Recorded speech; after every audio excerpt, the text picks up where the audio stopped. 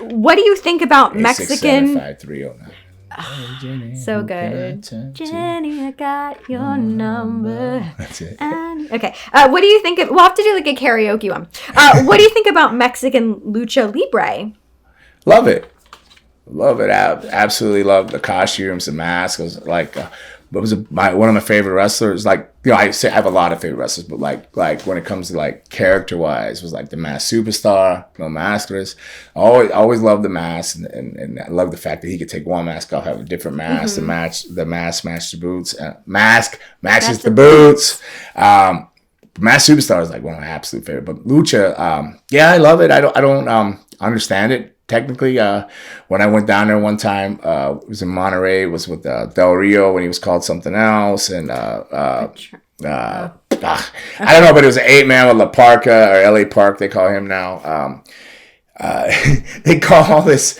They spend like I think they just did this to rib me or something, because literally I got married in Las Vegas, flew in straight from the wedding straight to this show, so I'm still like I hadn't slept or anything. It was a rough night, and they call all this stuff, and I'm watching all these guys, and they're just drinking and doing all kinds of illegal stuff in the locker room, and they're like calling, I mean, these crazy spots, like in broken English for one, like and half Spanish. I understand a little bit of Spanish, but not everybody's dialect's different, and like so I don't know what the hell they were saying. So some of the stuff, but they go through it, and I take the time to like remember all this. We go out there. It was an 8-man.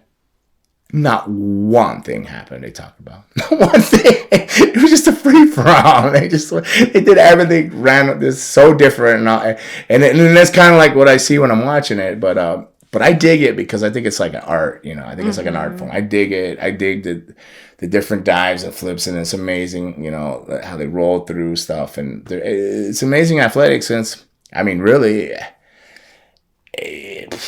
AEW is a lot like that, just white dudes, like more guy. I mean, I don't know. It just doesn't make a lot of sense sometimes, but.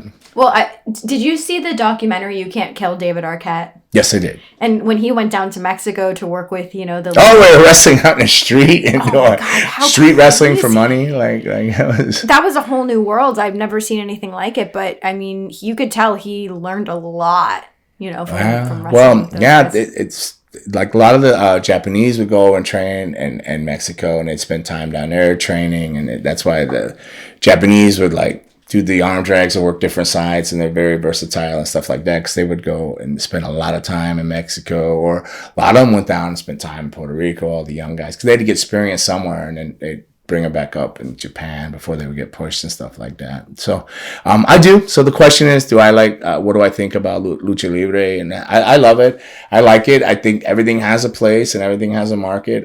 Do I want to do it? Not necessarily. Am I capable of doing it? Not necessarily. I guess I could. I could be a good base catch guy, because I know how to set for all that stuff and catch them. Like, I'm working with a lot of the talent now, and all the stuff you see, like NXT too. Everybody's flying now and stuff like that. But I don't know how long that's going to happen. Did you hear about that Vince McMahon went down there and he was looking for bigger guys, 6'2" up or 220 or heavier or something like that? Yeah, interesting.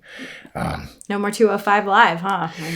Well, when I started out, I was a small guy, right? So when I started, I was 6'2", 220, 230, and they told me I was lucky to be a junior heavyweight, Then now when I go work, sometimes I feel like I'm just this big old ogre, and it's all these small children, and stuff. But you can't. It doesn't take away from their talent, though. The stuff they do is amazing. It's just, it's like going and to watch the Olympics, and you just because they're doing backflips and this and that. It's amazing stuff. It's no different than what they're doing in wrestling. You're just so used to seeing road warriors and these big guys and stuff. So now, I believe everything cycles, and it's a cycle and it's an era. So it's coming around. So that was there. It's going to come around. It'll probably go back to more characters and bigger guys and stuff like that. Well, I like the characters. Characters and stuff. Yeah. But I don't think that'll ever go away. There's still, it's going to be room for that on the shows, but I think you'll go back to some of the, I think they just,